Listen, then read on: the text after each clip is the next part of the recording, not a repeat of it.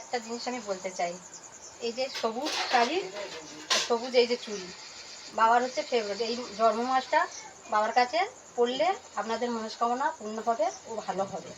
আপনারা সবাই জল ঢালতে যান বাবার, সবাই সেবাদাসী। তো এখন দেখবেন বাবার কাছে যাবেন, এইসব পড়ে যাবেন, আপনাদের খুব ভালো হবে, মনেও শান্তিও মিলবে। আপনারা প্রশ্ন করছে অনেকে যে কেন পড়েছি, কেন জানতে চাচ্ছি। আপনারা দেখুন বাবার কাছে, এই যে আমার বাবা হর হর মহাদেব, দেখুন আপনারা এনার কাছে প্রশ্ন করলে আপনাদের মনে অন্তরে ঠিক আসবে।